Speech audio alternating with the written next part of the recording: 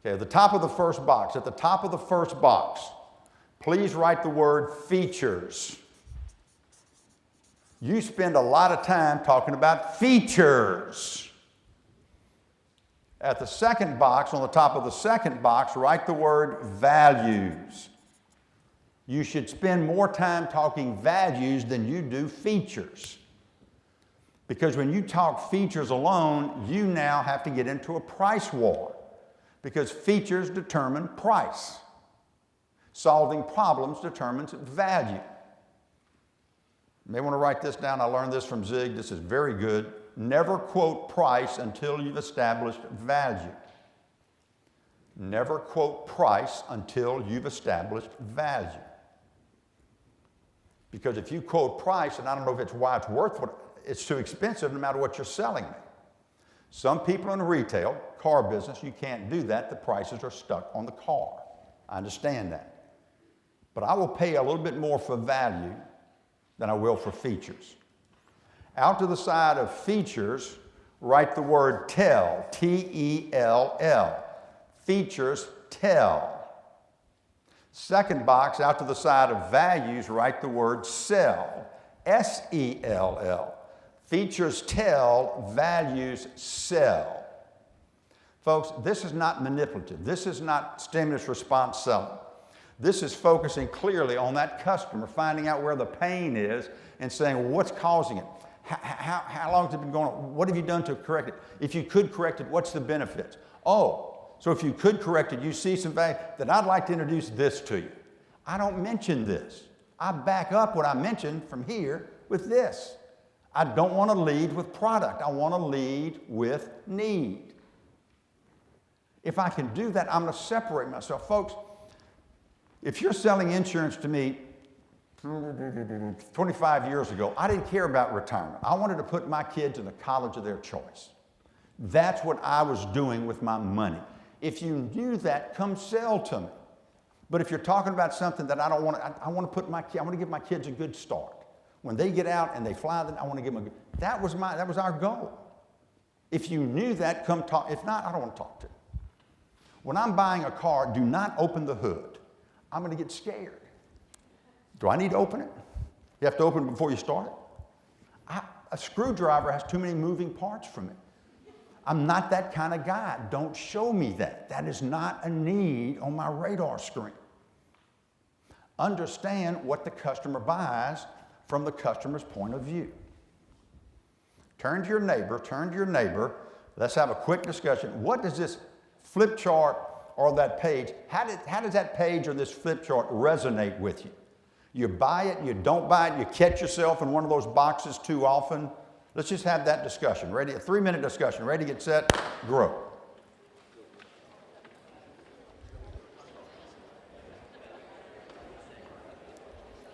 So what do you do with pain?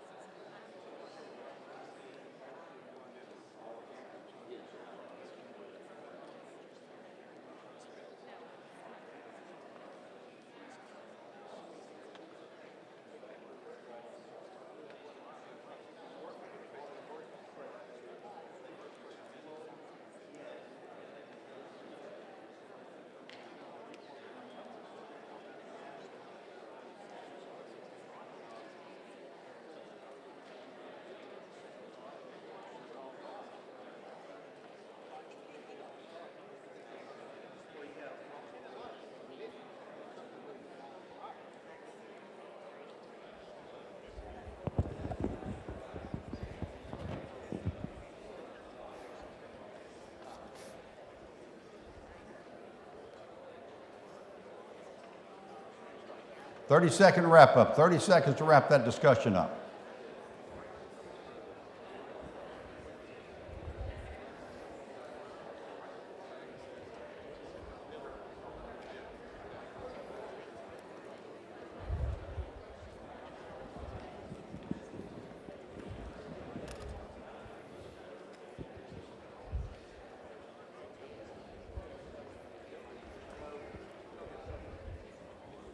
Okay, need your attention. Need your attention. So talk to me, guys. How are we doing so far? Give me some feedback here. Okay.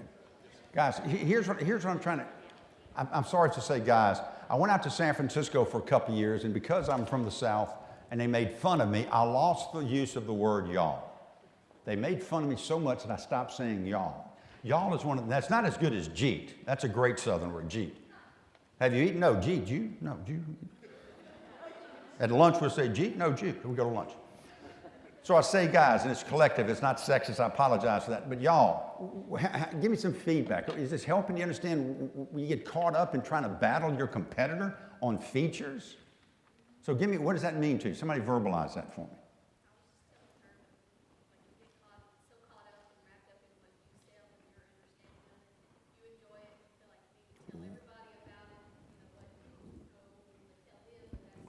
We get so wrapped up in what we sell. We enjoy it, and we kind of sell it from our perspective, and we get wrapped up in the passion that we have for it, knowing that other people may not be that passionate, or that may not be why they would be a qualified prospect. And that's important to learn. Okay, thank you. That's important. What else?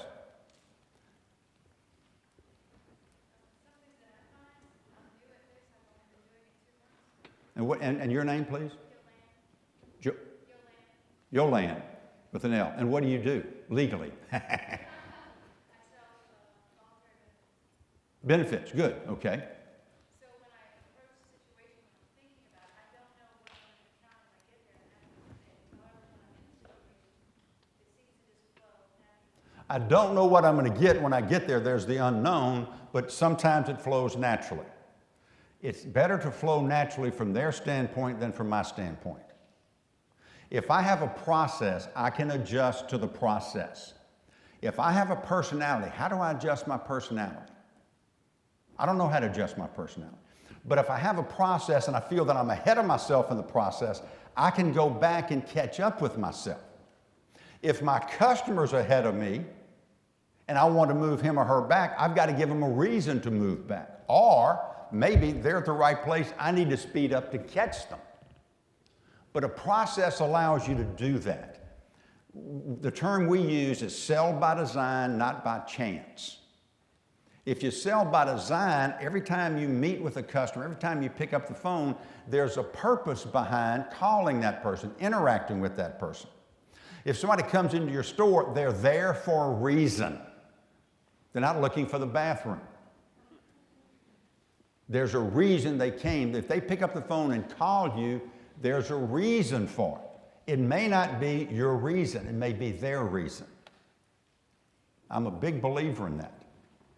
And we'll see that in a moment when we get into the handout a little bit.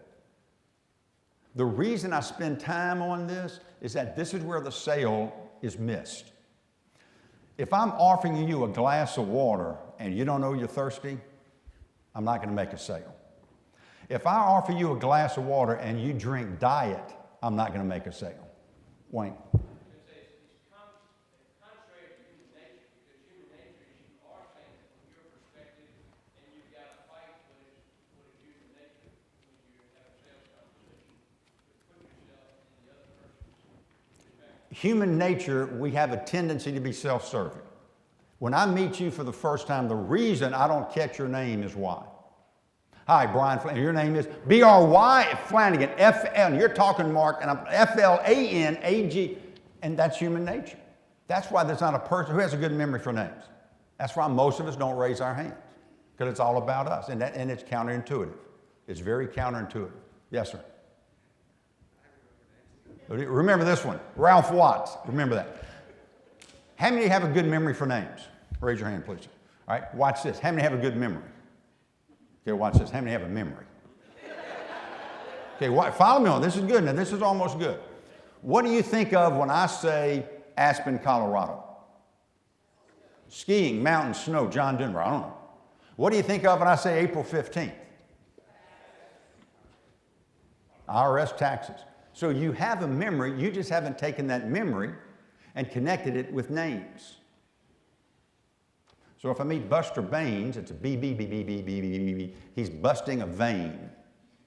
Is that Baines? B-A-I-N-S? Oh, okay. Bain, thank you. Okay, when I see Steve, it's a sleeve. Terry, I'm sorry, is terry cloth. Wendy, everybody knows it's Wendy. That's how I remember names. Fearless, Phyllis. Now you gave me, thank you for that. Roxana, is it Roxana? Wait, Rosanna. I had an X in it. Lauren, don't give me any gross. Guys, you can train your memory to memorize names. Buy the memory book. I have no idea who wrote it. No, buy the memory book by Harry Lorraine and read one chapter on how to memorize names. Now, he uses the association. He associates Jim with gymnasium, Joe with a cup of coffee, Bob with bobbing for apples, barber in a barber's chair.